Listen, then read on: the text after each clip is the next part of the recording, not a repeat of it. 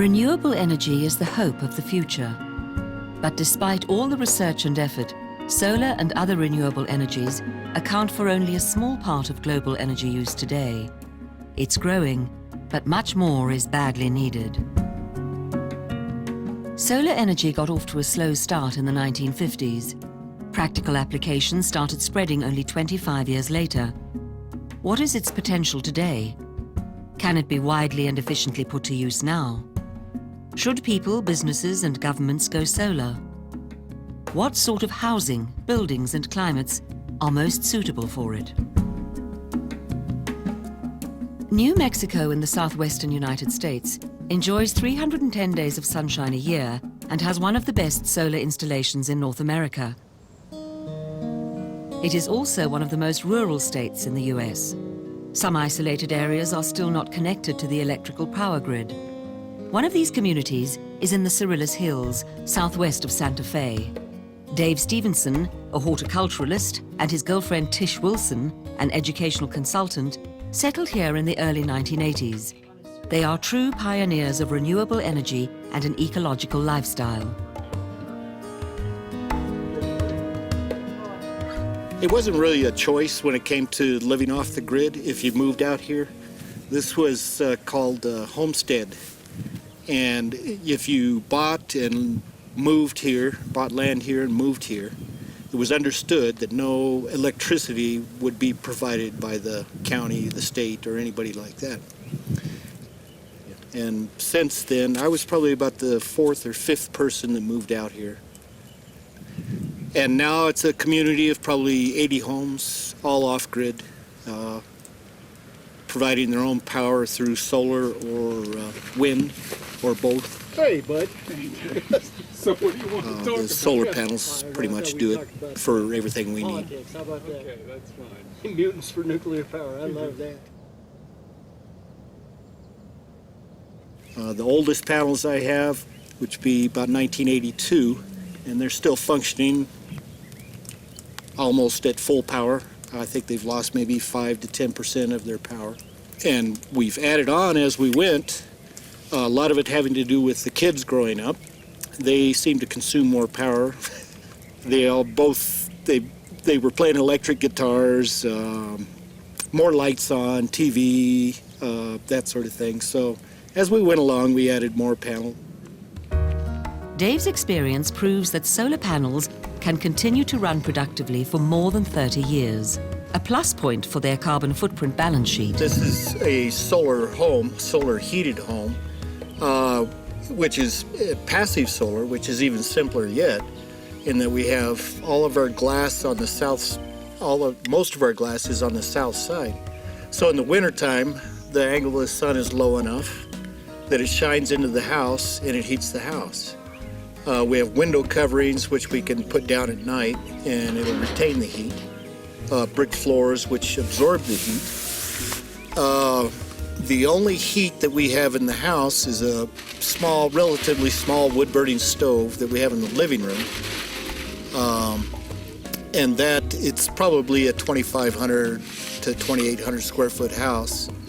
And on the cold nights, we can fire that up and we'll have enough heat to, in addition to it being the heat that was provided during the day, that we don't have any expense when it comes to that.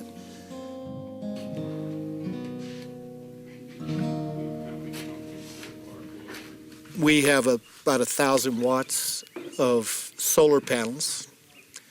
If you just hook those up to your typical house in the city and you had all the appliances in there, whether they're energy efficient or not, it probably wouldn't run the house. But that's not the case with us because we've built our home energy efficient in the first place. And the appliances, all the appliances we buy are energy efficient appliances. And we're conservative about what we use. There's not a light on in the bedroom when we're up in the kitchen. That's just the way it is. And we're totally used to it. There's not a problem with us. Kids were a little bit rough on them for a little while, but company. Company is the when worst. We have guests that Yeah. they're used to being Yeah. in a place where they just leave lights on, I guess. Yeah, But or leaving the faucet on, any of that sort of thing, running water when you don't really need that water. all the water that we use in the house gets used again after it leaves the house to water trees and plants in the garden and that sort of thing.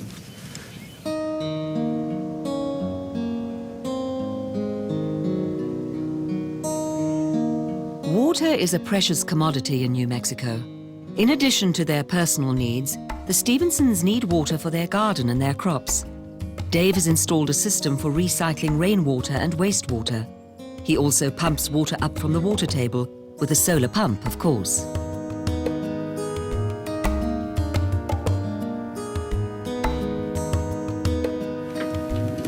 I've done everything here myself, and I didn't know anything about it. But you learn, and there's instructions in every box you get from the store, which is pretty amazing. Sometimes I read those. I couldn't give you a price of what we have here, but it's not that much. Okay. It's, I don't know, it's under $10,000 for the whole system, and I would say it's probably closer to the 5.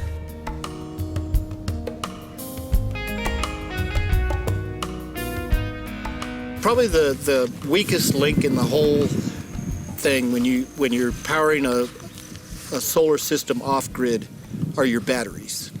Since we've moved in here, we've gone through 3 sets of batteries.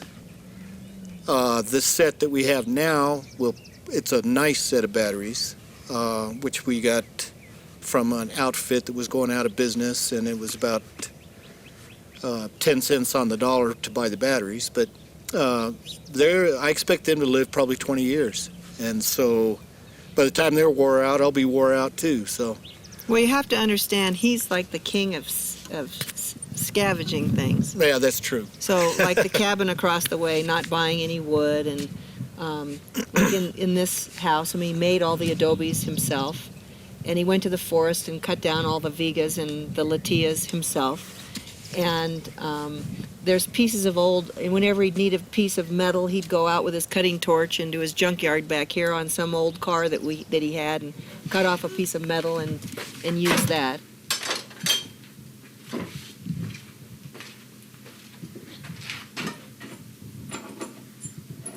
There's used solar panels. People upgrade. Even out here, people will upgrade.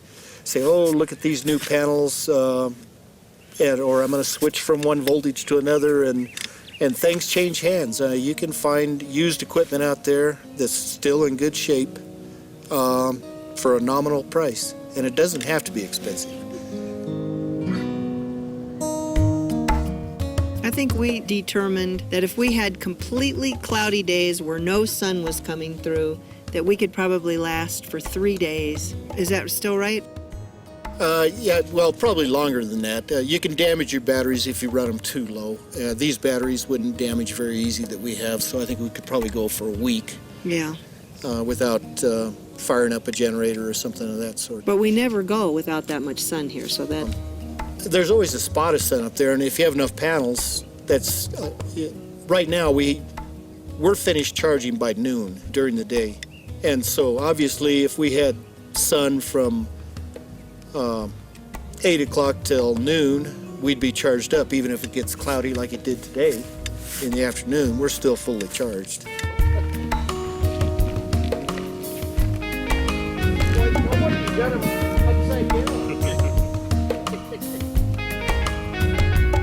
Several people living in the Cyrillus Hills decided to install photovoltaic panels and other solar equipment professionally, inspired by their experience of living with solar energy as their only source of power.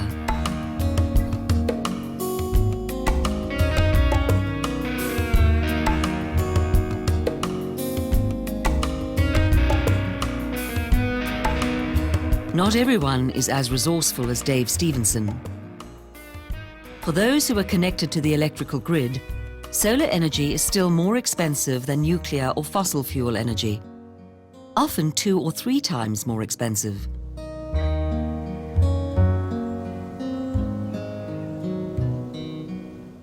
Without tax incentives, few people will step up to invest in a solar installation.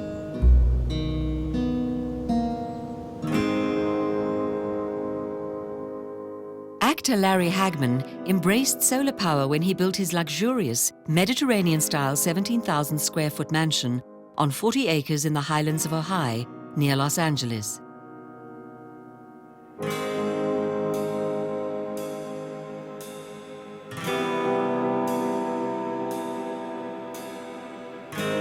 Mom.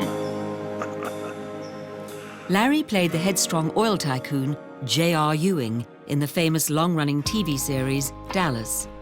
Ironically, he became a real-life solar energy leader in California at the age of 79. Larry and his wife Madge adopted an ecologically friendly approach to producing fruit and vegetables on their property. They have more than 200 lemon and avocado trees, which now yield several tons of fruit each year.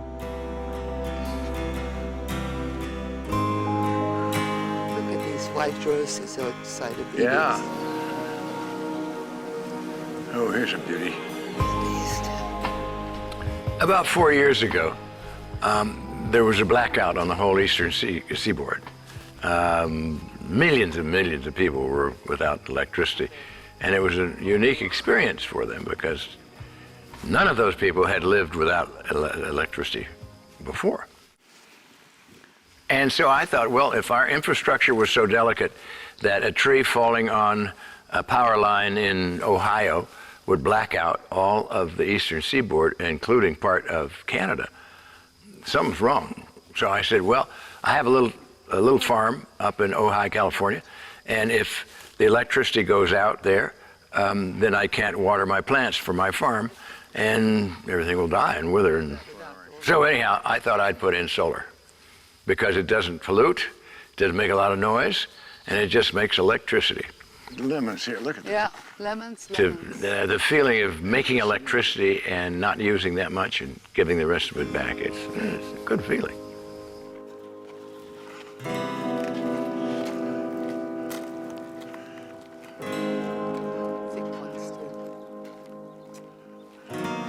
Let's see how much electricity we're making today. Yeah. Look at the yellow roses there. Yeah.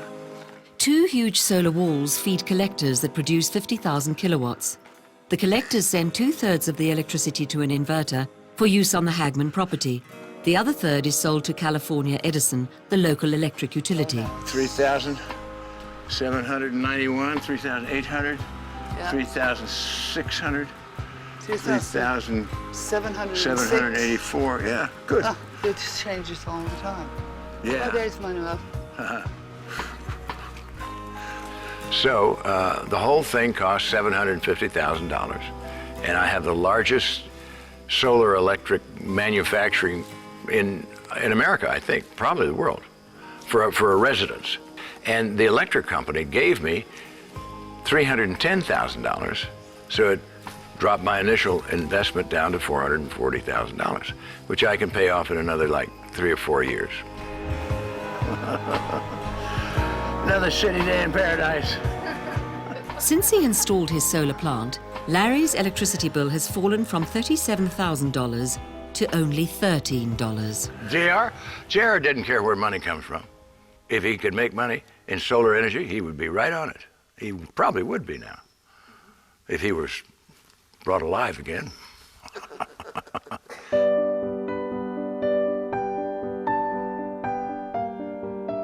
Around the world, commercial and residential solar installations produce over 35,000 megawatts of power, providing electricity for almost 8 million homes.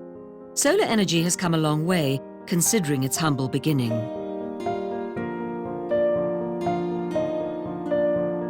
In 1839, Frenchman Edmond Becquerel discovered the photoelectric effect. When a certain material is exposed to sufficient sunlight, it releases electrons that generate an electric current. The first cells, made of silicon, were capable of producing 3 to 4 watts. By combining multiple cells in panels, hundreds of watts can be generated. But it took more than a century for this discovery to be put to practical use.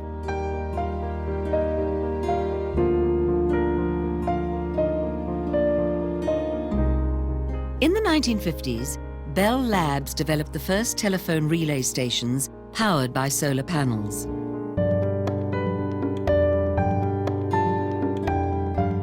In the 1960s, NASA turned to photovoltaic panels for a readily available energy source for orbiting satellites.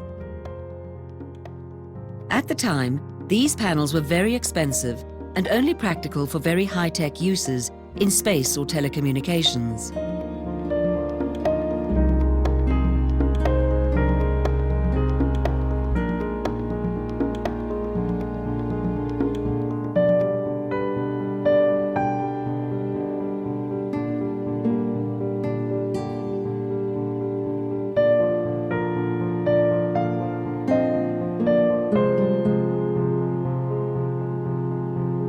As cells were mass-produced, prices slowly fell, eventually making this energy source more widely available.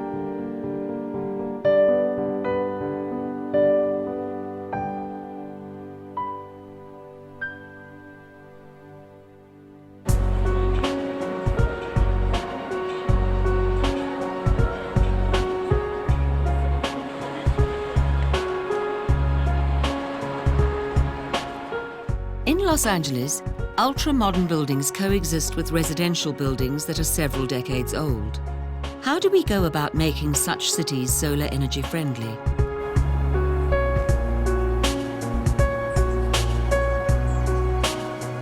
Actor Ed Begley Jr. was confronted with this problem.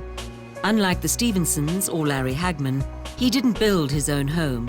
He had to work with a house constructed long before solar power became practical.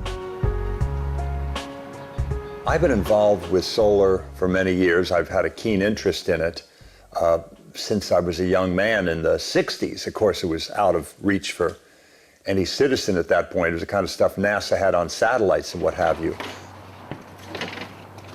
And by the 80s, I really had a hankering for it. I put solar hot water up in my house in the 80s. So by 1990, I had a TV series, I had some money, and there were no government subsidies back then. It was still expensive, but I wanted to do it. And I put a solar electric system on my house. I put about 4 kilowatts up at first, and it was a lot of solar.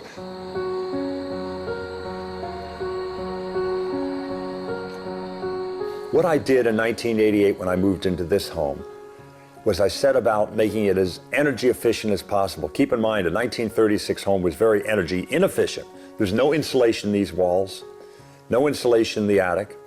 And I did all that starting in 1988, and I picked all the low-hanging fruit first, and that's what I urge people to do. Do the stuff that's cheapest and easiest first. The energy-efficient lighting, energy-saving thermostat, the weather stripping around your doors and windows, you know, home gardening, home composting, whatever you can afford to save money and energy, do that, and then you can do solar on your home. Solar-powered house, solar-charged car. The solar electricity he produces is enough to power even the electric batteries in his hybrid car, saving him 250 gallons of gasoline per year. The cheapest kilowatt hour produced is the one that you don't produce by burning anything. You find basically by energy conservation. That's the cheapest kilowatt hour out there. The cheapest barrel of oil is the one not used, the one conserved. Nowadays, it's getting much more cost effective. Why? Because the federal government has seen the wisdom of partnering with people to, get us off coal, to lessen our dependence on Mideast oil, to partner with people to do renewable energy, to do things like solar. And many state governments, like California is a wonderful example, they also partner with you in a very meaningful way. So if you do it right, you can wind up paying 30 cents in the dollar for a solar system, and the state and federal government will pay 70. So that's really, very attractive for a lot of folks. When you get to those kinds of numbers, suddenly people who weren't inclined to do it are much more inclined to do solar.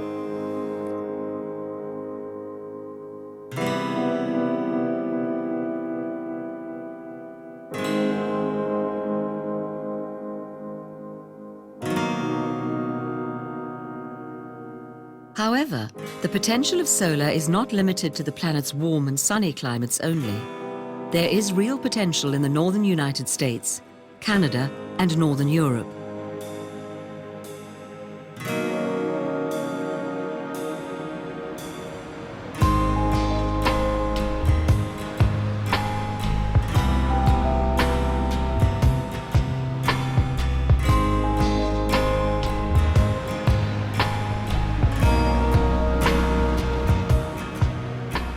northern France, 25 miles from Lille, lies the small town of Merville.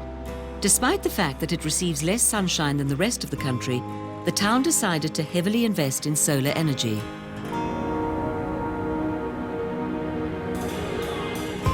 Once installation is completed, there will be 5,000 solar panels in Merville, generating 1.3 megawatts of power, enough to meet the energy needs of 3,000 of the 9,000 inhabitants.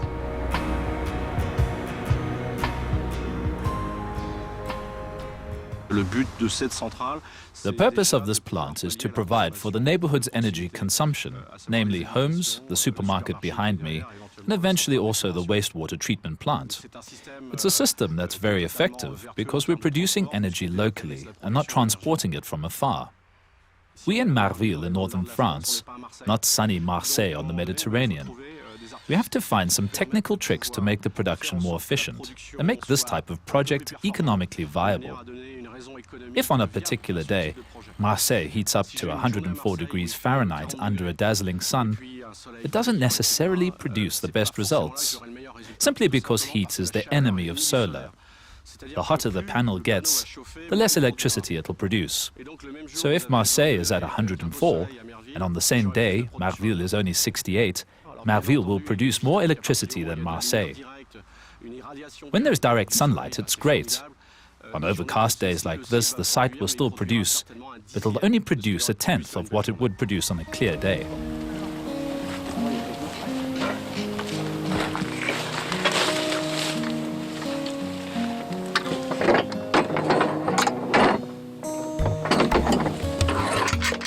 To optimize the plant's performance, the corporate contractor One Network chose to mount 5,000 panels on 1,248 mobile sun followers guided by Tracky.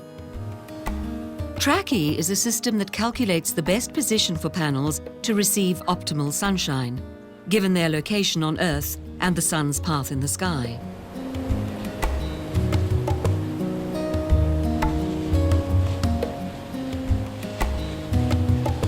The panels were installed at low heights to avoid any visual pollution, and the site itself was built for easy removal and recycling at the end of the plant's useful life.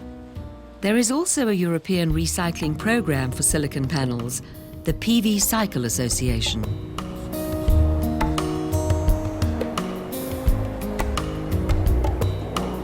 The most difficult thing with this type of project is to find funding. It's not that simple because the products are relatively expensive when they're made to industrial standards. Our budget for this was 5 million euros.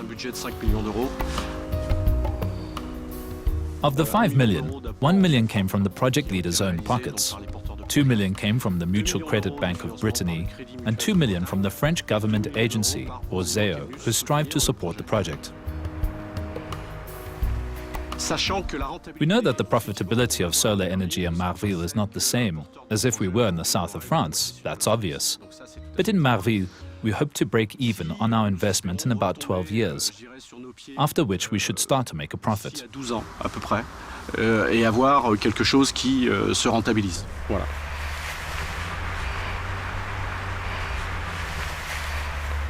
Ah oui, je vois. The last 2 months, I've really committed myself to this project. In fact, no one else in France has done anything to make people act. I went on a hunger strike to show that I was fed up with the government toying with people like us. Pour que nos amis au gouvernement arrêtent de jouer avec des gens comme nous ou nos confrères qui sont en train de péricliter. Il y a 4 ans, on a encouragé les sociétés françaises à investir dans le photovoltaïque, à développer justement. 4 years ago, French companies like us were encouraged to invest in the development of solar technology. We did, and we were even awarded the Young Innovative Business Award, which recognizes creative entrepreneurship. But then our business came to a halt in December of last year, resulting in 15,000 layoffs of employees with degrees in installation, a new trade in France. Today our profession no longer exists in the old model encouraged by government policy.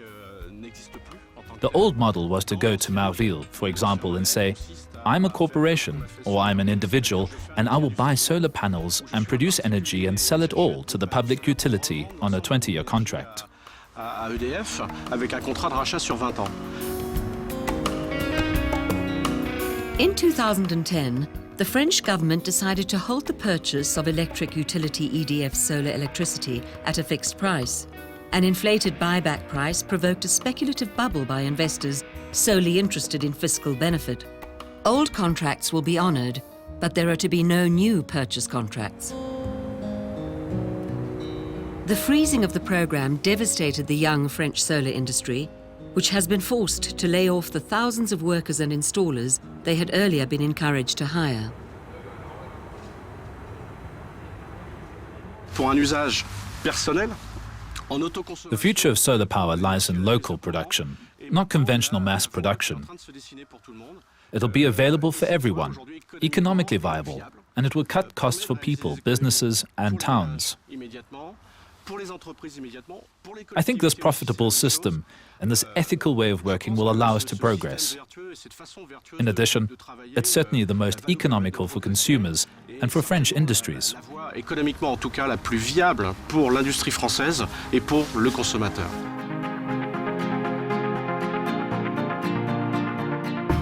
Saint-Gobain Solar is one of the European leaders in high-tech solar panel production, manufactured in Germany and Luxembourg.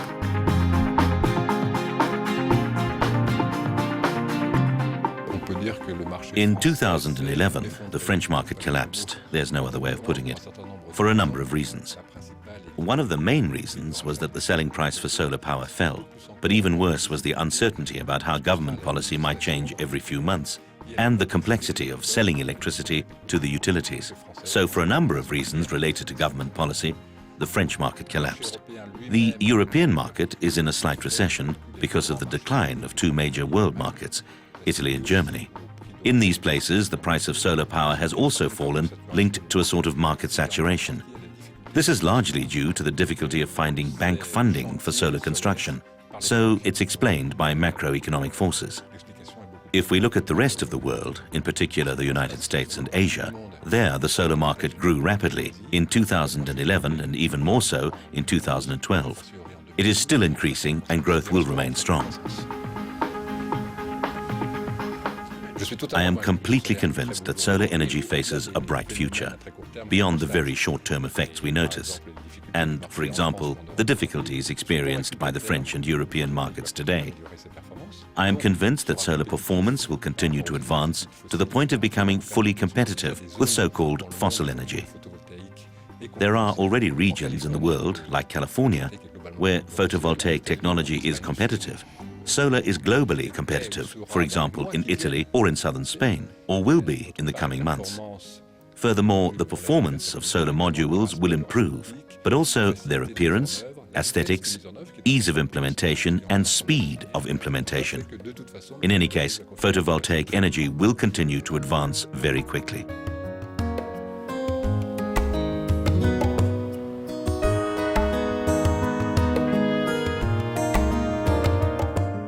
At Flebey in northern France, Jean-Pierre Fétry installed 114 solar panels in 2002 on the roof of his electronics company.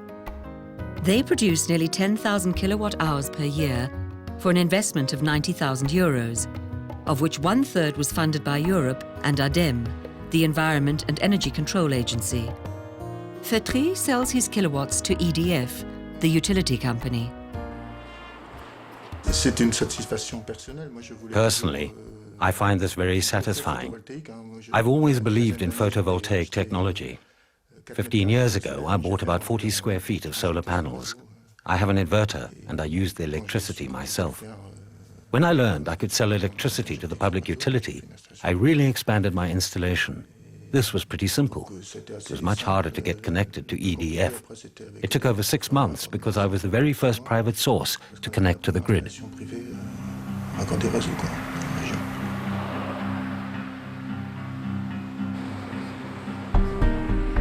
Based on his own experience and a boom in the demand, Jean-Pierre Fétry became a professional installer in 2006. He first installed solar equipment on the roof of his home and then did installations for several dozen individuals, including farmers and small businesses.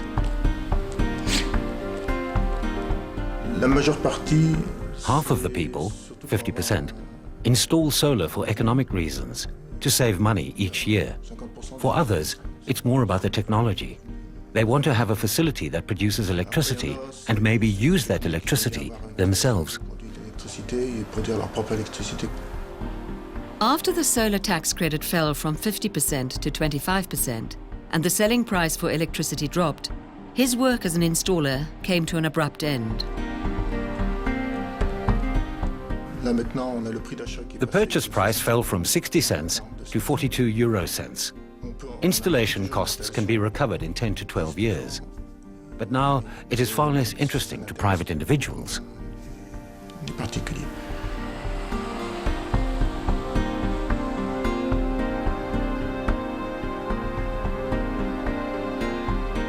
A kilowatt produced from solar power is generally more expensive than one produced from nuclear power. But since solar power is generally used at or very near where it is produced, solar saves on energy loss and transportation and distribution costs. These costs can be especially high in rural or isolated areas or towns far from the power plant. Above all, solar allows users to better control their own energy sources and usage.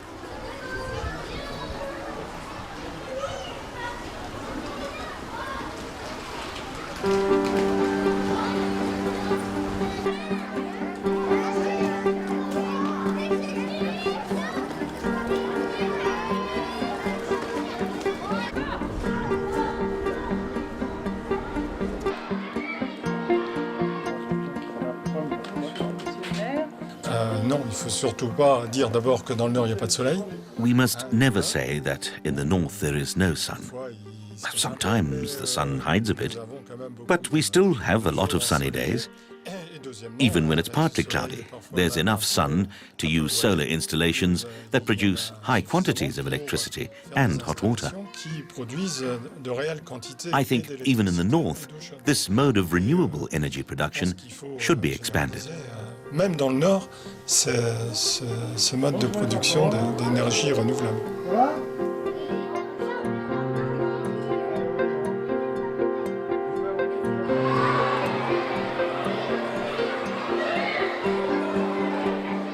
In the small town of Béziers, also in northern France, a school was recently built in accordance with the 14 rules of eco-construction. 200 square feet of solar panels using thermal sensor technology were installed on the roof.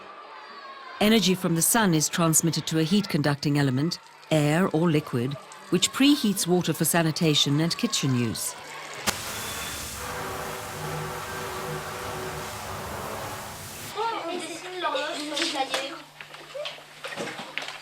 Non, ce n'est pas obligé. On peut écrire au bleu clair. On peut écrire sur ma question. Oui.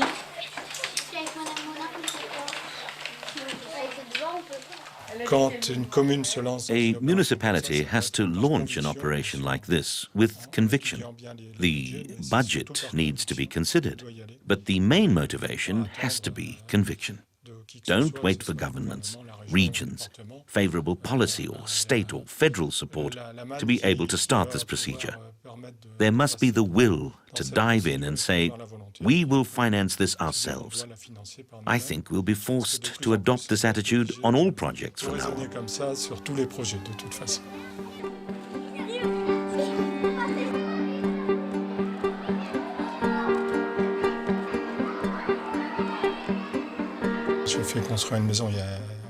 I built a house quite recently and I integrated all this. I have photovoltaic solar panels. It's true that my approach is also economic, in the sense that I produce as much electricity as I consume, but I resell it. We also capture rainwater for the school, as well as at home. I'm trying to integrate everything. I have had a hybrid car for a very long time, and that's my conviction.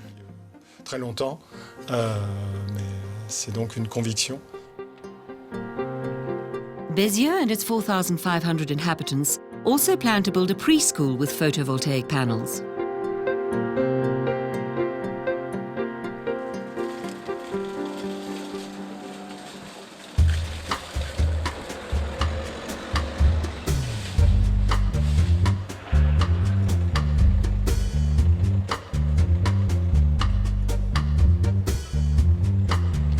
Bonjour Simon. Eh bien, on est revenu pour de nouvelles aventures. Frederick Wetzel, also from Béziers, advises shoppers in a do-it-yourself superstore on how to take a more environmentally friendly approach to living. Today, he answered questions from curious patrons.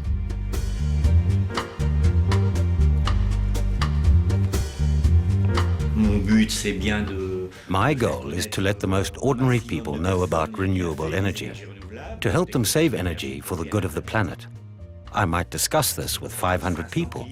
If I can convince a tenth of them, my day is well spent. Si j'arrive à en convaincre ne fût-ce que 1/10, je n'aurais pas perdu ma journée.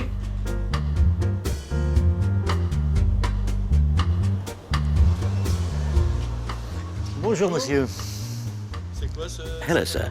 What is this device? C'est une VMC double flux. Alors, le principe, c'est de ne plus gaspiller les... It's a dual-stream ventilation system. The main idea is not to waste the stale air you have extracted from your kitchen or bathroom. This small device has been installed for public demonstration. You can see that air is simulated flowing in from outside at a temperature of 46 degrees Fahrenheit.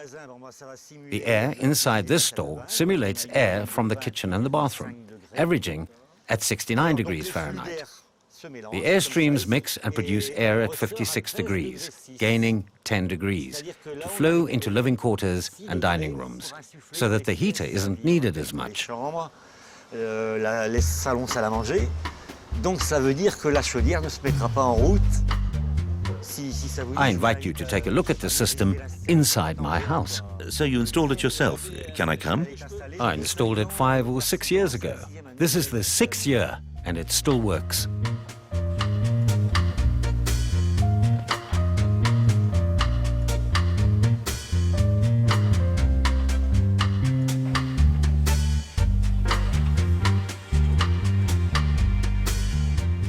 To get the most energy efficiency for his house, built in the 1970s, our clever builder installed natural cotton fiber-based insulation in the attic and a dual-stream ventilation system.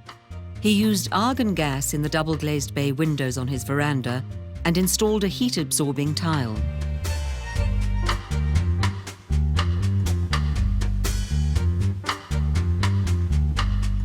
He was given a wood pile of logs for some work he did, and Frederick heats his home with a wood stove and recycles a portion of the heat from the shower water.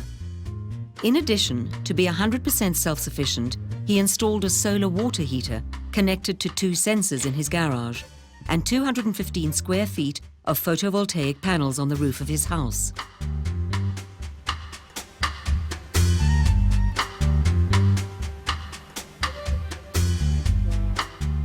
Oui, effectivement, j'ai fait partie des pionniers à l'époque, en 2004. I was one of the pioneers at the time in 2004. I was the 5th person in Nord-Pas-de-Calais and was one of the first 50 in France. People thought I was a nice tree hugger, but a little crazy. I was told that it would never work because I was in northern France. Now, in the area of the Straits of Dover and the Pas-de-Calais, we have about 3,000 facilities, or even more. In France, we have over 90,000. I am now officially known as a pioneer. You really see how far society has come.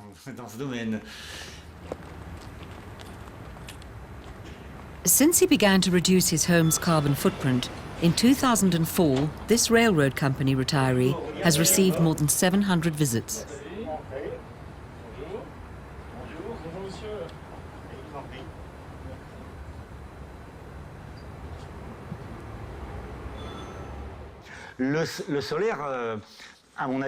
Solar should be the last thing installed in your house, in my opinion. There are 4 major phases. First, modify your behavior. Save energy. Make small gestures that cost nothing at all. Turn off the lights when you leave a room. Put on a sweater rather than turning up the heat. Turn off the pilot lights. Second, as for appliances, why buy ones with low efficiency ratings when there are more energy-efficient appliances rated by consumer agencies? Even if they are a little more expensive, the cost is very quickly recovered by consuming less energy. Third, the most important point is house insulation. Don't skimp, install enough. And not just a half-inch, because I assure you that's not enough. The fourth phase, once the insulation is well done, is to install solar technology, the cherry on the cake. It will produce energy, provide free hot water, and the project will be done. It will be a very energy-efficient house. Le projet sera bouclé, on aura une maison bien économe. At the beginning of the visit, you told us about inverters that allow you to use a portion of your electricity. Do you do this? Because often when one produces electricity, one sells it all. We sell it all to the electric utility, EDF. This is specific to France, where one sells all one's electricity because government incentives encourage it. When we look at the economic calculations, why do you use your own electricity when you can buy it cheaper than you can make it, and you can sell it at a higher price? Yes, you're right, but it's an environmental gesture on my part. When I installed it in 2004, I could have chosen to sell it all, but I said to myself, I produce electricity, I'll consume some of it. My solar energy plant on the roof is only 30 feet from my electric meter, so I don't lose any power transporting it. This is the most environmentally friendly method. C'est la méthode la plus écologique. Non, mais maintenant, j'apprécie les prises. Je vais en acheter d'autres. Pas besoin de prises. Mais moi, je vais en mettre.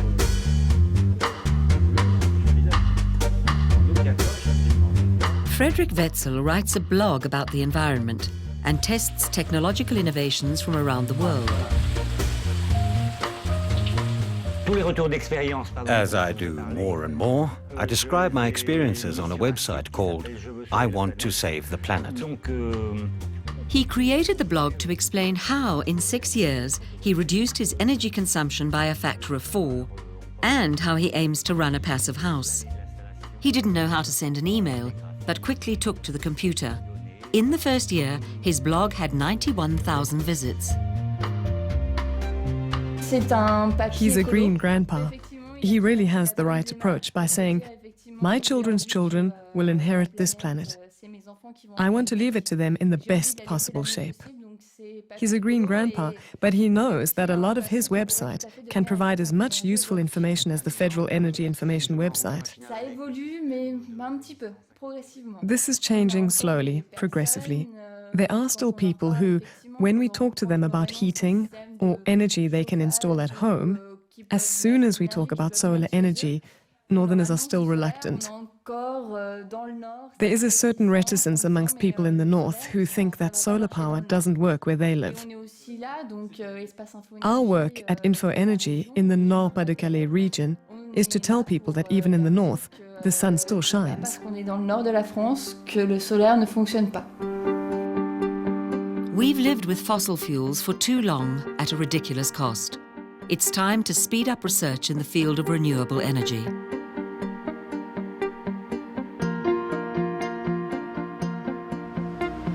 Large companies have made considerable progress in capturing energy from the sun. Mathieu Rian is a researcher who specializes in photovoltaic technology at the Saint-Gobain Research Center. Photovoltaic technology is very broad. It involves many different, very diverse scientific disciplines. For example, chemistry, the physics of materials, and microelectronics. Their laboratories have developed technology for depositing very fine layers of photovoltaic materials on glass plates to capture sunlight and convert it into electricity.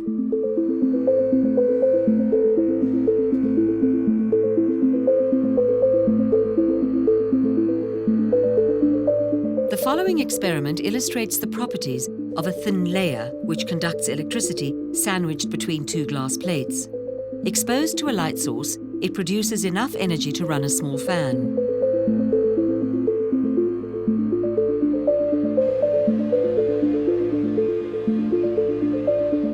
Thin film technology offers enormous opportunities because it allows the cost of production to be reduced below the strategic barrier of $1 per watt.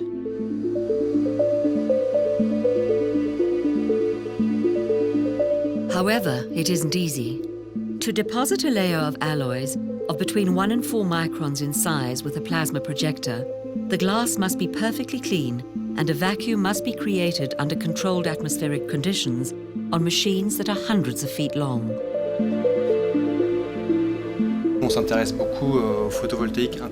We're very interested in integrating photovoltaic technology into buildings, called BIPV in English. The idea is no longer to deploy photovoltaic panels on completed buildings, but to integrate photovoltaic systems directly into the construction of new buildings. Panels can be integrated into facades or shutters, and we can even imagine electricity-generating windows. In addition to its traditional functions of providing light and thermal insulation, the windows in our houses or offices would also function to produce electricity from the window itself.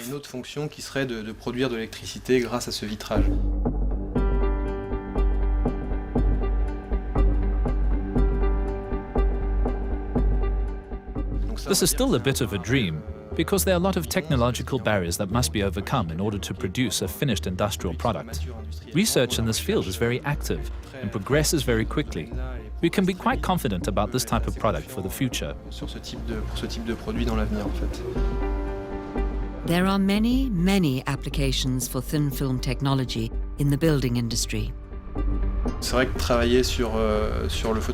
It's true that solar research, particularly when applied to housing, is an especially interesting subject, since it affects us so directly and personally. It is practical and can have a very good impact on the environment and the future. It's work I really love doing.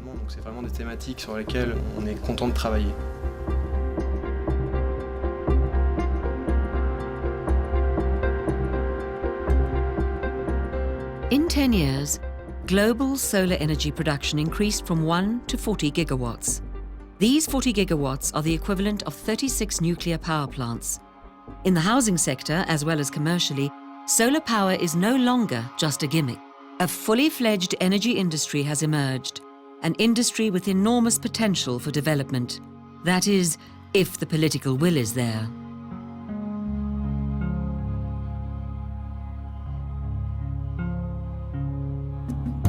"50 governments have adopted fiscal measures to promote the development of solar energy, but their sustainability is not guaranteed, and installations have not followed in all countries."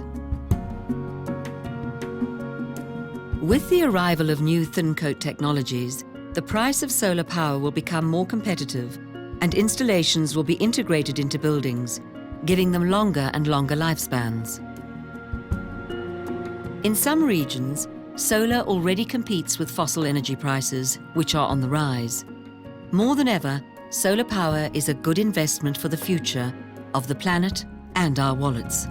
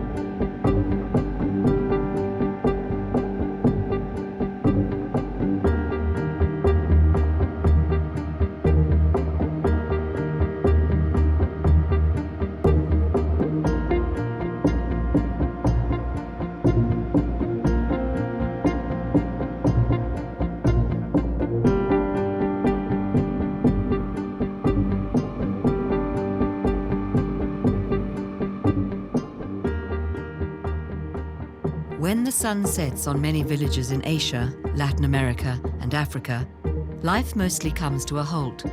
Without electricity, villagers gather round the fireplace to eat, or maybe try to study in the flickering light of an oil lamp or candle. Mobile phones can't be recharged. The barber can't cut hair with electric razors. The computer, radio, and flour mill don't work. And vaccines can't be refrigerated at the local clinic. 20% of the world's population live this way. 1.5 billion people, isolated from the rest of the world. Their fundamental needs are not met in terms of education, healthcare, hygiene, or comfort. Without electricity, poverty and underdevelopment prevail. But access to electricity is possible at an affordable price, through a method ideally suited to these isolated rural areas. Solar energy draws its power directly from abundant sunshine using relatively simple technology. The need for energy is greatest in sub-Saharan Africa, where 90% of the rural population lives without electricity. But there is some progress. 500,000 domestic solar systems were installed in the last 10 years, mainly in South Africa, Kenya, and Tanzania. Yet in French-speaking Africa, there are still too few projects. Why? Why isn't there more enthusiasm for this energy source so well suited to the African continent? Kara is a very isolated and self-contained region located in northern Togo. In 2008, a French NGO based in Normandy raised the $9,000 needed to install 5 solar panels in the small village of Warengo in the Tamberma area. The panels were installed by an electrician who had retired from the electric utility company in France, and they now meet the basic needs of the locals. Roberta da Silveira is the NGO's local representative. When the non-profit organization was created, after a visit to the village of Warengo, we saw that many people had cell phones. How do you recharge them, we asked. Because in the villages, there is no electric light. There is nothing at all. The villagers explained that they had to go 2 miles to a village where they could plug their cell phone into an electric outlet. They had to drop off the cell phone in the morning and then return at night to collect it. That's 8 miles for 2 round trips. We said to ourselves, it's a long way to go, and it's expensive too. We thought about it, talked about it, and had the idea of installing solar panels in the village for solar electricity. Now, at 5 or 6 in the morning, people come to drop off their cell phones. The NGO has designated someone to recharge cell phones and collect fees from the villagers who use the service. It's about 25 cents per cell phone recharge.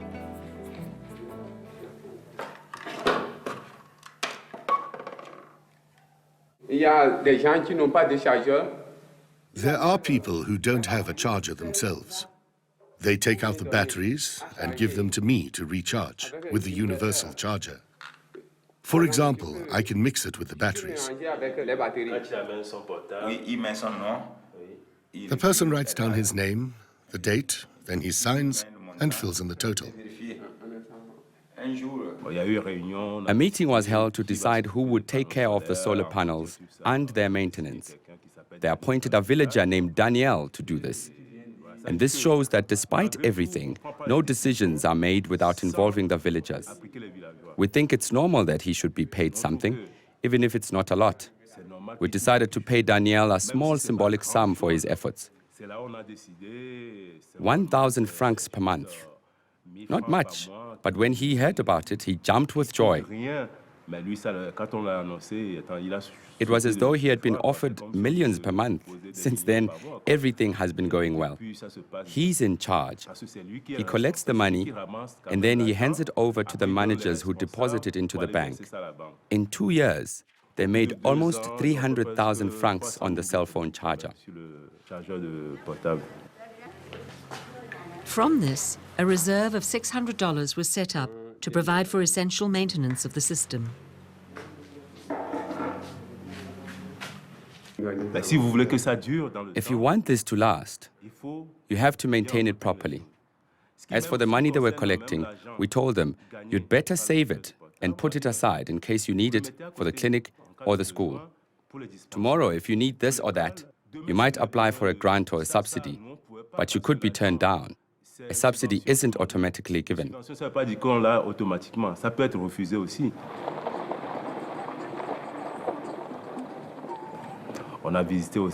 We visited the village's small clinic and birthing room, and we saw that the only light came from oil lamps. This shocked me, that even a newborn is already breathing oil pollution.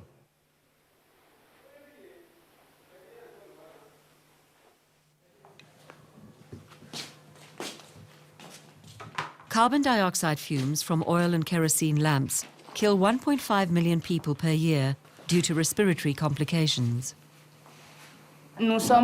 We run the maternity ward. I have just taken in a pregnant woman, and she is sick.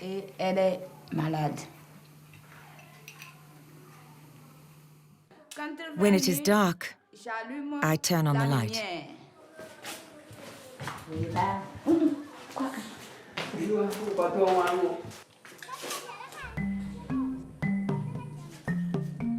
Does that help? It helps me a lot. You can see that my oil lamp is stowed away there. We don't use it anymore.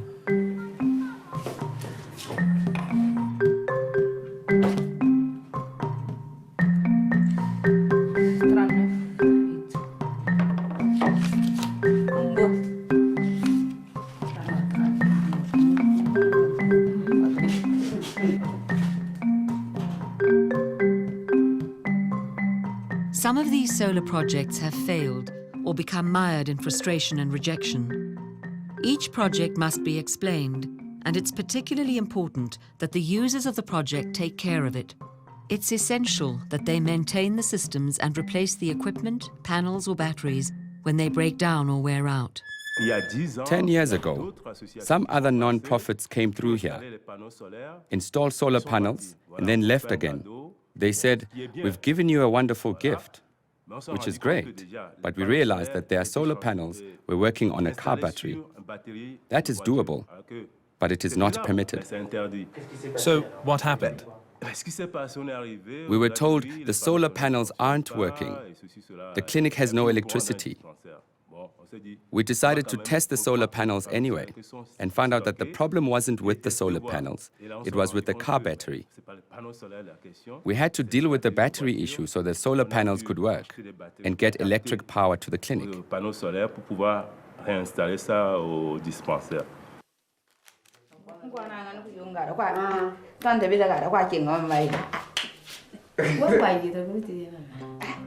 In the village and the surrounding countryside, people raised questions about the arrival of the solar panels.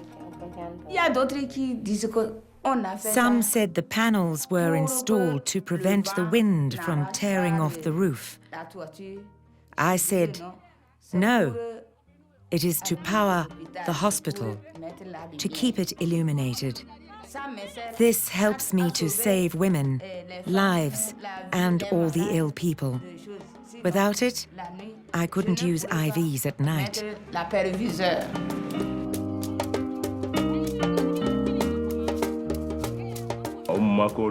While the solar panels were being mounted and installed, a woman came in to give birth. We had just finished the installation and wanted to test it. Somebody flipped the switch, it lit up, and just at that moment, we heard the cry of the newborn baby who was born at that moment. Everyone jumped for joy. There was applause. In Africa, this kind of thing has great significance. Why at that moment? Why at the moment the light was turned on was there birth?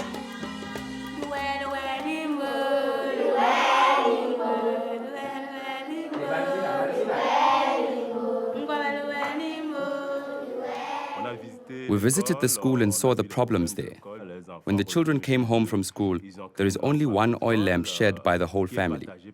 This means that at home, no homework can be done. Solar panels at the school made it possible to keep it open for students for much longer hours, providing them with plenty of light to read. I tried to explain to the children that we have this electric light thanks to the sun. They have never seen anything like it. They ask what it is, how it works. Since there aren't any wires and poles like they see in the cities, they ask how the power gets here. C'est alimenté jusqu'à on a la lumière. Voilà, qu'est-ce que c'est ça? Qu'est-ce que c'est? What is Qu'est-ce this? qu'il y a dessiné comme ça? Ouais. The Ouais, panel. pas là-haut, tu vois. The panel. Le panneau. The solar panel. Solaire. Voilà, on a les rayons lumineux. The light rays strike the solar panel. Panneau solaire. Moi, par exemple, quand j'étais au cours primaire, When I was in college, for example, we learned only in theory, not practice. So I think it's necessary to teach even primary school children about these types of things in il practice. serait vraiment très nécessaire qu'on apprenne les enfants dès le primaire ces choses et aussi en pratique. These solar panels make it possible for us to work after 6 in the evening. Before, we couldn't do that. On ne pouvait pas le faire. You want to train kids. One of them might become president or a cabinet minister. You never know.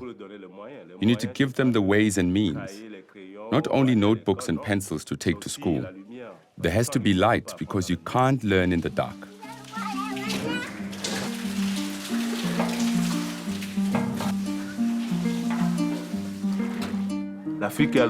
Africa has the ability to install solar panels everywhere, or at least in the clinics and schools. That is important because with these oil lamps, you inhale the oil pollution until it kills you.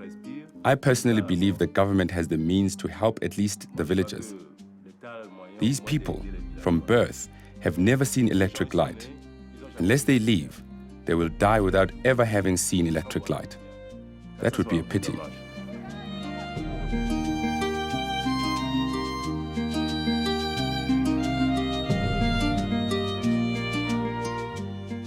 The Warengo solar installation brings tangible solutions to people's problems. However, it does little to further economic development and was possible thanks only to a gift from abroad.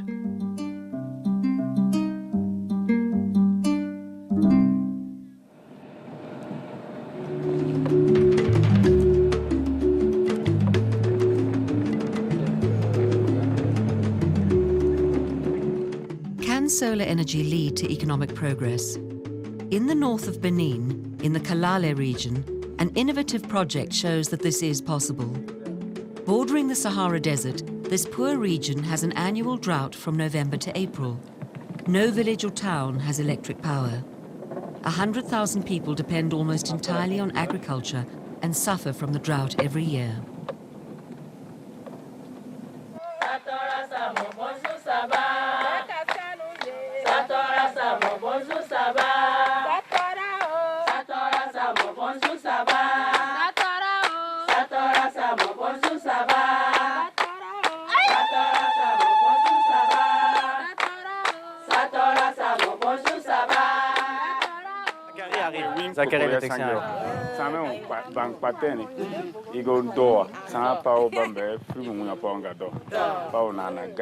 Le projet a pris sa source par The project got started through a fortuitous meeting.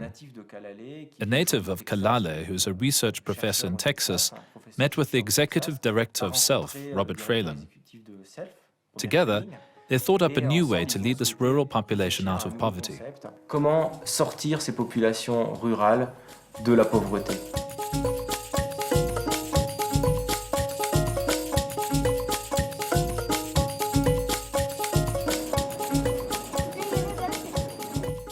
Between 2007 and 2010, the Solar Electric Light Fund, an American NGO, installed photovoltaic panels, bringing 1.2 kilowatts of power to the villages of Dunkasa and Besasi. The energy they produce is used to pump up groundwater, providing clean drinking water for people and also for watering large gardens through a strategic system of drip irrigation.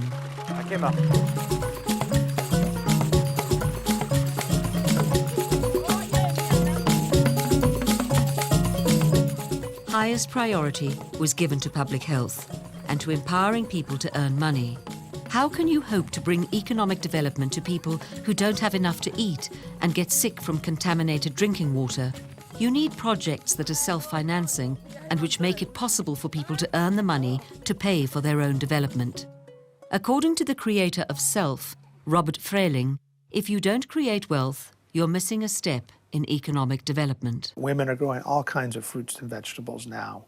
And not only are they improving their nutrition and their food security, but guess what? They're generating income by selling the excess produce to the market.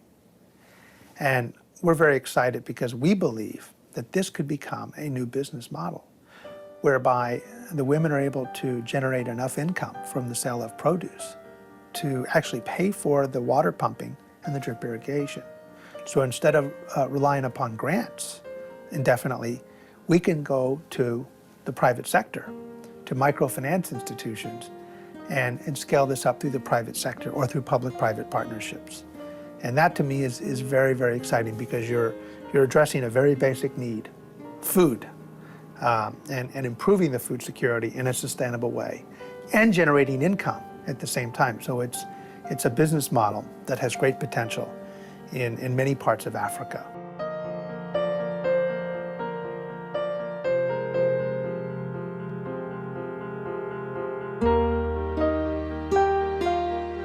Voici le cœur du dispositif. Here is the heart of the device, the key to the system. A few mounted solar panels, a cable that carries the electricity to the pump, which has been submerged. This pump supplies water to a drip irrigation system for these solar gardens. This project relies on ADESCA, the Association for the Development of the Kalale region. This local NGO will continue to maintain the project started by Self once Self withdraws. It seemed obvious to us to create a partnership with a group that knows the local culture, knows the neighborhood, and can provide local people to get all these facilities started and to maintain them sustainably in the future. Pour la pérennité de toutes ces installations. In Kalale, the women take charge of the most difficult tasks. Since the arrival of drip irrigation, they no longer have to make incessant round trips to the well to water their garden plots.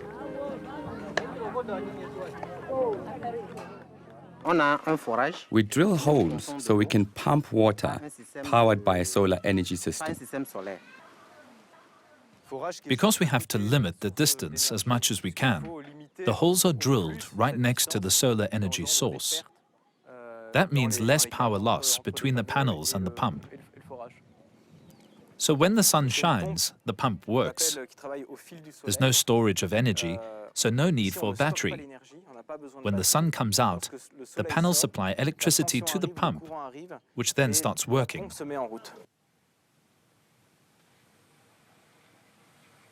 The pump pumps up water and propels it to a big tank situated near the vegetable garden. Once the tank is full, we turn on the irrigation.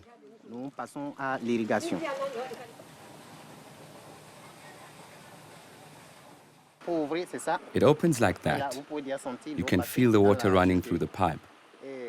And here you can start to see the droplets of water forming on the tubing. Look there. That's why it's called drip irrigation.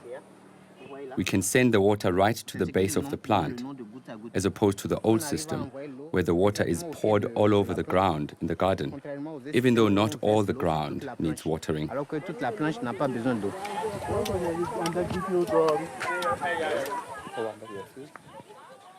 Les femmes du groupement poursuivent malgré tout une activité de maraîchage traditionnelle. In spite of all this, the women continue gardening in a very traditional way, using buckets of water.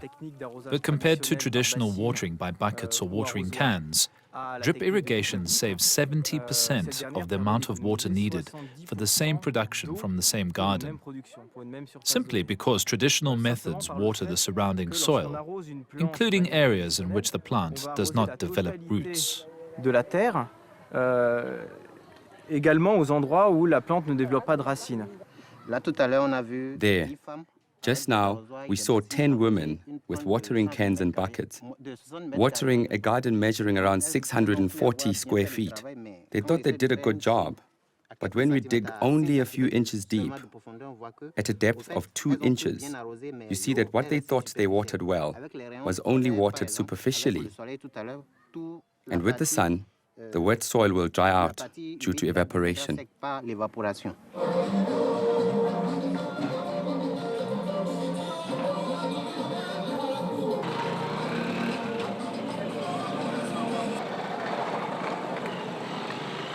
En 6 ans dans un cabinet d'ingénierie. For 6 years, I worked in an engineering firm on jobs ranging from small missions, like the electrification of small sheepfolds in the Alps, to building one of the largest photovoltaic plants in Europe. So I felt on some level like I'd done the rounds of this technology, at least on projects in developed countries. In my profession, I wanted to add a social element to my environmental goals as a career path. So for me personally, working for an NPO, a not-for-profit organization, on a developmental project that improves people's daily lives, that improves their access to a varied diet through solar technology, that makes sense to me and motivates me. À travers la technologie solaire, ça fait sens, c'est une source de motivation. C'est bon. Merci beaucoup. Hey, maman, comment ça va? Oh. Ah, fier. Oh. What time do you start selling water? From 8 in the morning until 7 at night. De 8h à 19h.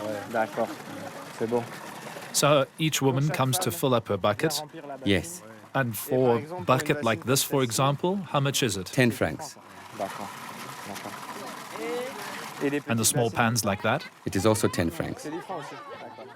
And the big cans? It is 10 francs. Everything is 10 francs. Attitudes are sometimes hard to understand. Some people aren't drinking well water because of its cost. Why do you drink more water from the pond instead of water pumped from the well? Because this water's cool. Because the water is cool. Okay. And which taste do you prefer? The water from the well.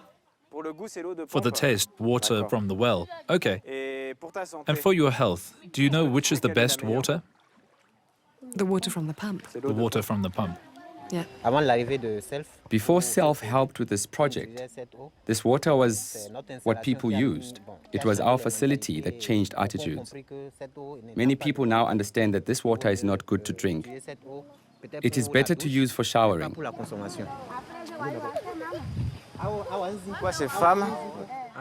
Why do these women, despite the availability of pumped water, still draw water upstream for their consumption? We can ask them, but I think many of these families just don't have the money to buy pumped drinking water all the time.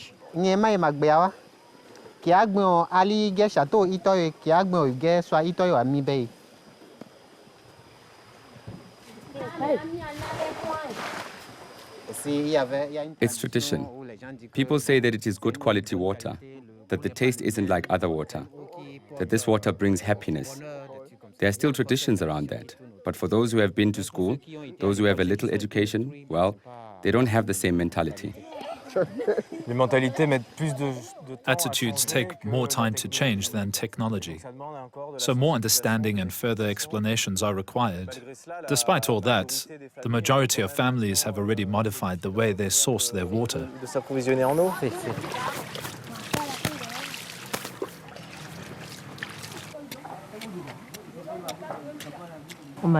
We used to eat dry okra and dry baobab leaf, but now the okra is good, and we also have lettuce, cabbage, and carrots. We eat well.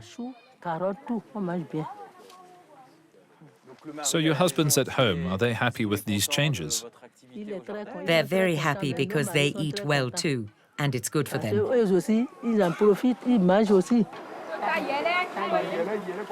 Families tending gardens are not only eating more food, they're also eating better food, a more varied diet with more nutritional benefits.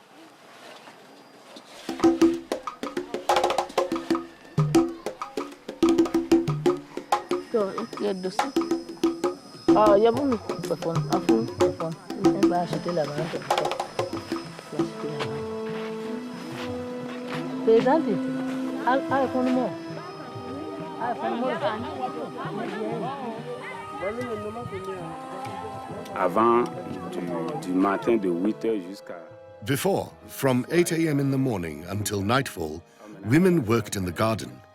Now they can save at least 3 hours, which would otherwise have been spent on gardening. They could use these 3 hours for other income-producing activities or just to rest. That's the advantage of drip irrigation.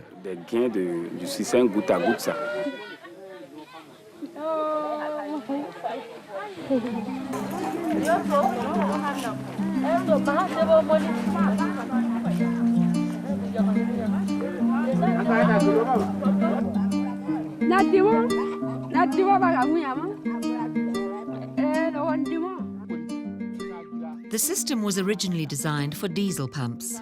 All the solar panel costs were recovered in just 2 years from savings on diesel fuel. Agricultural production has increased tenfold.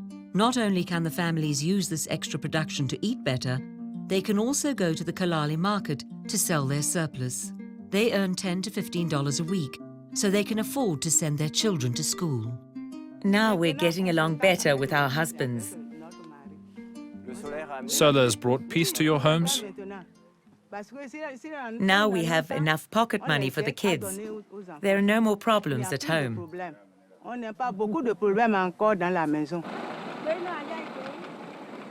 The success of this ambitious project in the first village created very high expectations in the other 42.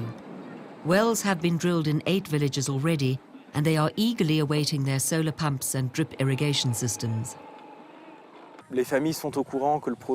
Families know this project is coming. The first people to be affected by it are the women who grow little garden plots of 100 or 150 square feet, using traditional methods. They have, for the most part, participated in clearing and preparing the plots in what will be the solar garden. All the work was largely carried out by the people who will benefit from the gardens. It's important that each person who benefits from it takes ownership of the project through his own work. It is a very important element for the sustainability of the project.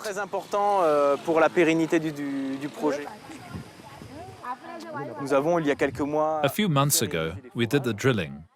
The blue pipe is the place where we drilled and where we will install the pump in a few months' time. The solar electric system will be next to it. It'll power the water pump and pump the water to the garden. On en est où là de l'avancée de la préparation des sols sur Kidaruk, Pérou? The women are really impatient for this project to get started. They were very disappointed by the delay, which meant they had to use traditional methods for another year to cultivate the old garden, which is on the other side of the road. They hope to start solar-powered drip irrigation as early as this year. We saw that with other villages. They were very motivated. All these women who will work the land, who will make these vegetables grow, will certainly sell them on site. The entire population is permanently looking for vegetables, raw foods, and they come to buy these different varieties of vegetables right where they are grown.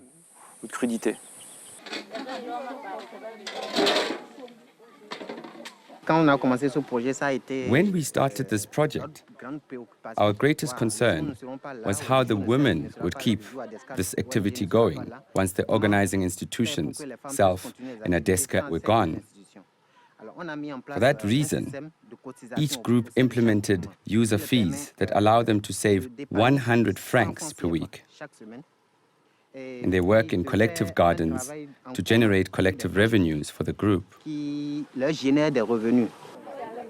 money collected from user fees and from revenues of the collective garden were used to repay the costs of installing the system, and now permit the installation of a solar energy system in another village. I try to teach the women how to do things, that there are things they can do themselves, like repair a leak. But changing all the piping is more difficult for them. I come once a week to see what problems they may have, and I replace the piping as needed in front of them.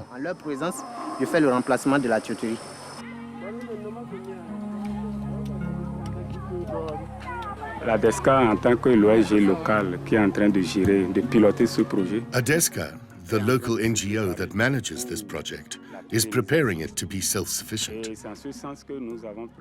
With this in mind, we are planning to recruit several technicians and an electrician to develop our project further. So after Self's departure, we will be able to do all the work that they've been doing. That's why we need trained, highly competent staff to do the job. Et il faut qu'on ait un personnel de pointe très compétent pour pouvoir faire le travail. In addition to gardens and drinking water, there are plans for solar to provide power to schools and clinics, as well as craftsmen and small businesses. The system works so well that it is being exported to other countries in Africa and even Haiti, where several gardens are being equipped with solar-powered irrigation systems. In the future, we want, everyone wants, an outside NGO with local partners that support it. We all want ADESCA to grow, rise up, and gain competencies and really become a leader on these projects.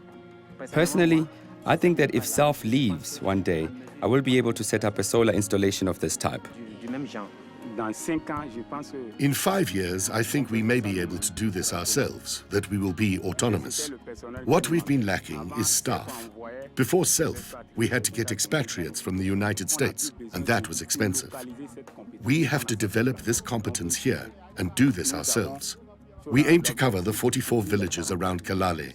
We will need facilitators and instructors, and this will create jobs. Should we say thank you to the sun then? Yes, thanks to the sun, even if it burns us, it also brings us many good things.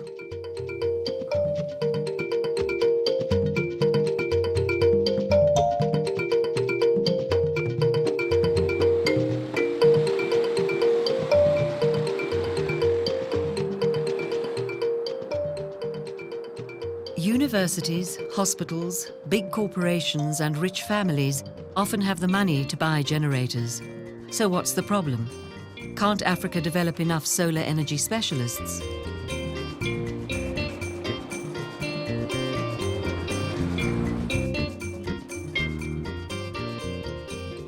This university near the capital of Benin trains future engineers and ambassadors for these alternative energy solutions. We meet the first class awarded a master's in renewable energy systems.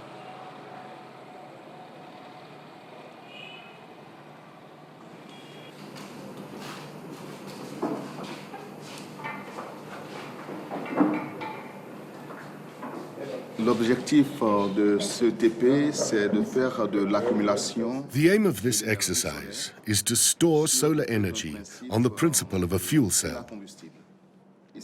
We mounted them parallel to each other, and they deliver an electric current that we've connected to a battery. Nous sortirons les premiers diplômés. We will grant the first master's degrees in renewable energy this year, during the month of October. 2012. This university has advanced equipment. Participants in the new curriculum have proved their motivation. They are betting on a technology of the future and learning about it during many sessions of practical work. Je vais voir l'intensité.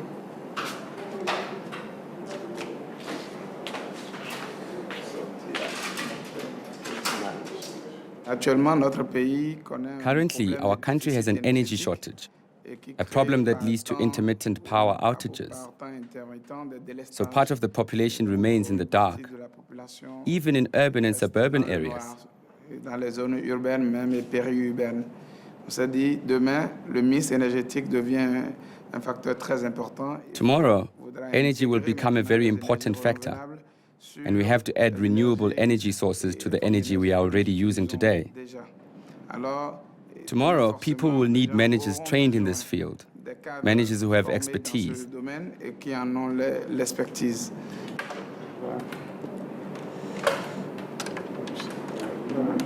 Ces ingénieurs ou détenteurs du master auront pour vocation.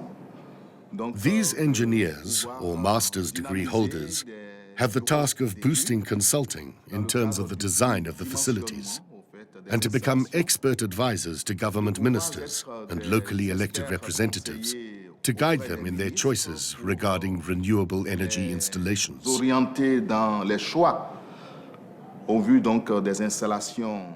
Soon we will put 21 technicians on the market, and they will certainly travel around the towns. I often tell them, your place is with local elected officials. You must be their energy advisors. They know that they need to educate these officials and communicate with them and the people in the rural communities. Énergétique au fait de ces élus. Et là, ils savent qu'ils ont un rôle également de communication, d'information au fait à faire auprès de ceux-là et des populations qui y vivent dans ces localités.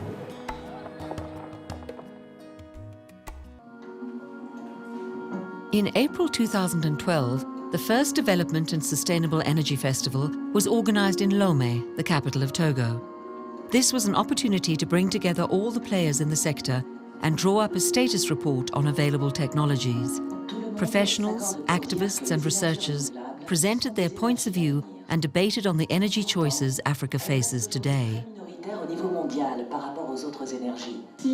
If we couple this theoretical model with the necessary support, I think we're going to work miracles. Political will is really needed, and also a commitment from each of us.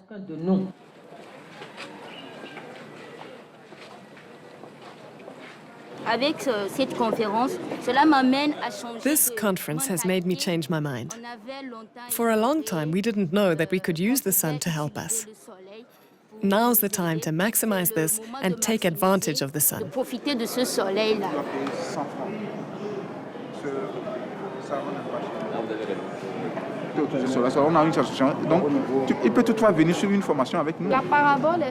This parabolic mirror is constructed so that all the sun's rays are reflected under the pot, which is located at the center.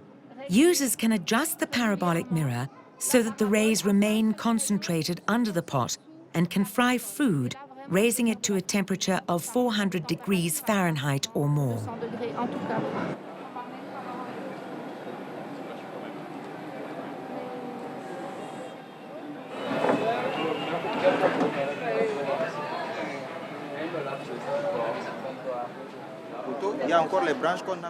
There was a young man who asked a question this morning, fearing that renewable energy would cause an unemployment crisis, especially at the fossil energy power plant that exists today, the equivalent of an electric power company. This is false. I think we need to be aware that renewable energy creates jobs, that we are in a new sector where we need to dig deeper, be it in the field of photovoltaic energy, thermal energy, or biomass. So for Togo and Africa in general, the point is that solar technology can create jobs.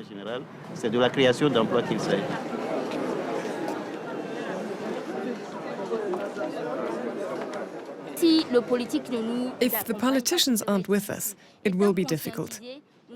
We figured it out for ourselves. Now we'll do everything we can to bring the politicians to the same understanding and to help us. My colleagues at the university and I, we all want to install these solar panels. We know that it is cleaner and that it will be cheaper in the long run. But when we're presented with the bill for the panels, we say, not now.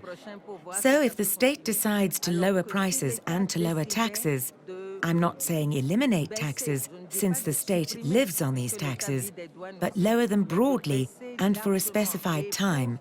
They should lower the heavy taxes on the imported panels. We have to ask for it together.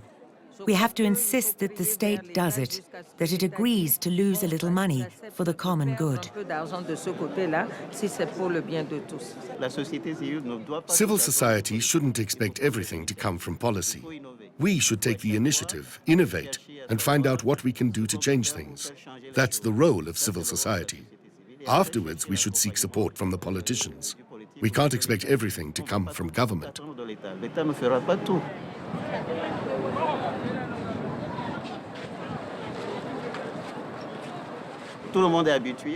Everyone is accustomed to the conventional power grid. When you propose a solar electric system, people tell you that it's for the poor. They want the classic systems, the poles and the cables, just like the city. We must convince them of the benefit it brings them, that it isn't second-class energy.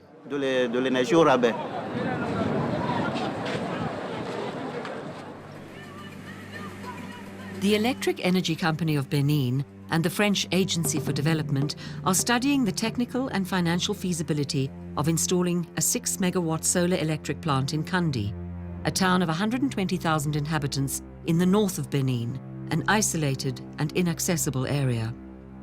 The plant would supply consumers and factories for cotton and rice production, operating alongside existing oil-fueled power plants.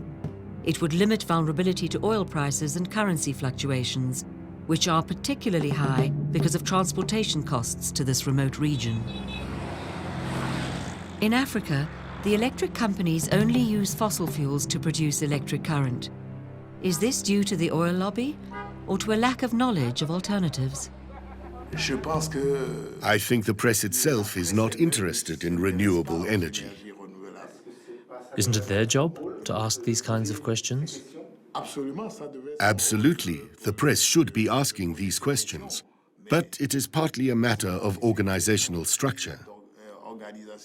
Most of the media are in urban areas and are not always aware of the problems in rural communities. Really, the media is very removed from the community's problems. We only talk in general terms, never about specifics. I'll tell you, our press is geared to political, not social issues.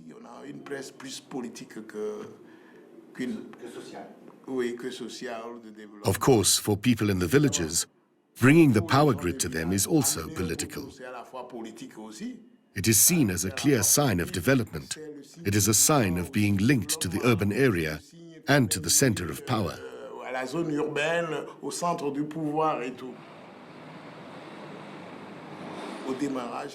At the start, solar looked simple, but it is expensive. It is difficult for communities to pay for installation, maintenance, and everything else. There is a real organizational problem that the government must address. But before addressing this, there has to be a desire, a real political will to develop renewable energy.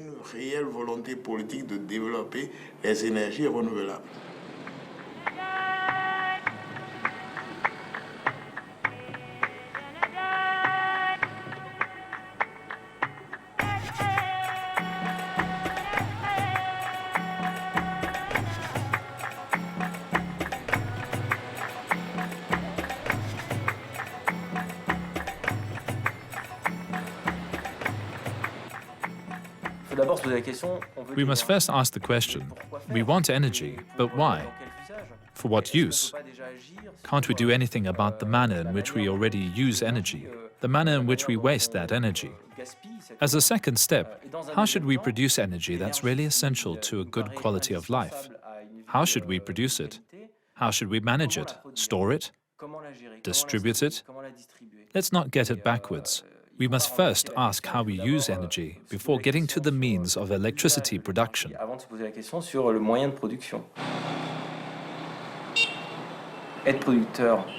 Becoming an energy producer makes the consumer think about how he consumes that energy.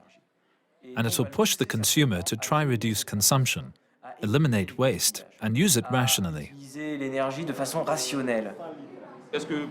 Do you perhaps have air conditioners that run on solar power? Do I need to leave all the lights on at home? Do I need all these tools? Why do I need to heat my water with electricity? Because when I put in 40 square feet of solar panels on my roof, I can get hot water directly from them, etc., etc. So that's a way to control energy use. Maîtrise de l'énergie. Vous avez par exemple un kit de... Ah voilà, 280 000 francs. 280,000 francs. Do you want to install one?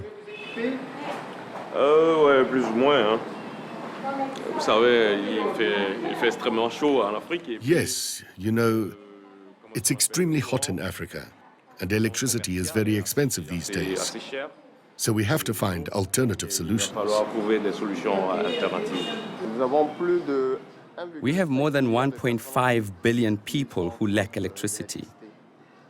We believe that even with a bit of electricity, they can improve their way of life, health, education, and the economy. We experience constant power outages. On the other hand, the paradox is that we have enough sunlight, and we could benefit from that and see if it works. It is a clean source of energy.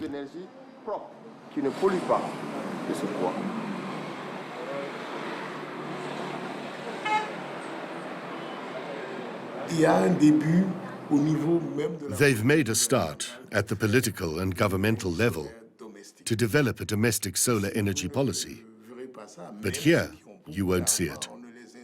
Even those who have a lot of money are not encouraged to install solar panels, although they could set a good example for others.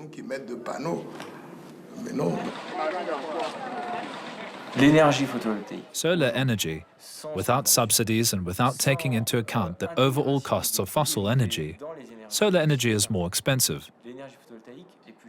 But solar is in fact cost competitive when you take into account the cost of the damage done to the environment resulting from the use of fossil and nuclear power. We can expect that as solar energy technology develops and improves, which is now in fact happening at a global level, that the cost of solar will fall below that of fossil fuels. Once that happens, of course, everyone will turn to solar energy without any subsidy at all. There was an Italian study I read recently that says by 2015, the cost of solar energy will fall below that of fossil fuels. L'économie va se tourner sans même aucune subvention vers cette énergie photovoltaïque.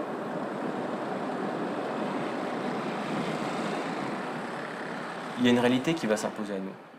There is a reality that is becoming evident, that fossil or nuclear energy, which are the main sources of energy today, are increasing in cost every year and will continue to increase with population growth and the increase of energy demand.